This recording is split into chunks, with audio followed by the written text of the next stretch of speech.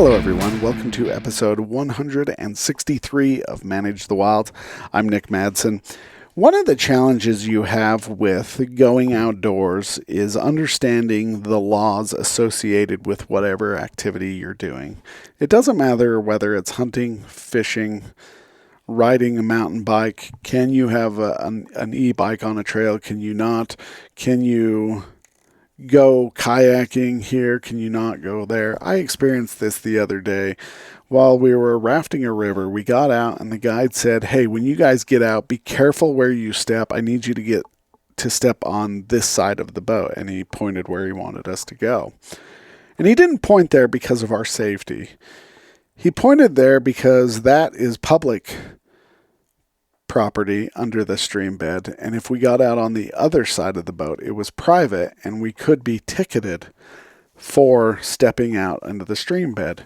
Now, in Alaska, I know a lot of the properties go down until the high water mark, but here in Utah, it's not the same. There is what's called the Public Waters Access Act, and it affirms the right of the public to be able to float on top of the water, but they are not allowed to walk on the stream bed, which is private. And it doesn't matter if that river was used as a way of transportation, as far as like moving logs, or people just used it to float up and down in the 1800s and 1900s. It doesn't matter how it was used before. People can buy the stream bed and make that private. So there's this gentleman who owns a piece of this ground where it's pretty common and popular for the public to get out. And he sits there all day and he calls in the cops for trespassing because people are trespassing. So the law allows you to get out. And if you if you get out of your boat and you happen to step on his property, that's incidental. But if you start wading up the river, as far as hunting, fishing, or other recreational purposes, then you are found in violation of this act and you can be written up for trespassing. And it just started me thinking that we often tell our kids to go out and do things, but now things are becoming more and more challenging for them as we enact more and more laws. Before, we didn't have e-bikes, and there were trails that were mountain bike approved and trails that were not. But now you're going to have trails that are approved for mountain bikes, but not for e-mountain bikes. And so we have to enact more and more laws, and it's just more and more challenging as every day something gets passed because of something else.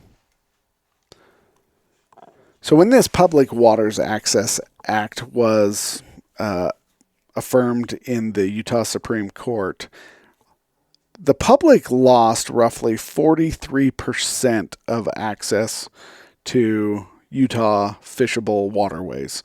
Basically, they lost access to 2,700 miles. That's a lot, but yet it's our tax dollars that go to preservation of fish species, and yet more and more of the rights of the public are being taken away. And so this is a good discussion, or something to think about, as land becomes more locked up, as people are finding more ways to make money on their private property, and they are locking up more and more. What is the responsibility of the public to pay for wildlife? This is just a question. This is one that I like to debate. Because if you look at how Europe does things, it's vastly private. There's very little public. And they've turned a lot of the wildlife over to the public, or over to the private, for them to manage. You look at other states here in the United States where the public still pays, but it's mostly private. And so how much contribution does the public need to give to help maintain these wild populations? So what do you guys feel would be a correct amount? One of the challenges you have, if you say, well, the rights are solely on the landowner, then the landowner's not going to put as much effort into it. And the species that we are currently helping that can be considered endangered or threatened will now face greater pressure because the public's not there to take care of them. So then if the public is taking care of these animals and the landowner is benefiting, now do we require the landowner to put forth more effort? So this guy, he's largely mad because people are accessing the river on his property, and his property is deemed less valuable because he had access. Now people are using that access. But if he can close that access off, now the property value goes up. But if the public no longer takes care of the fish and the wildlife on his property, then his value would go down.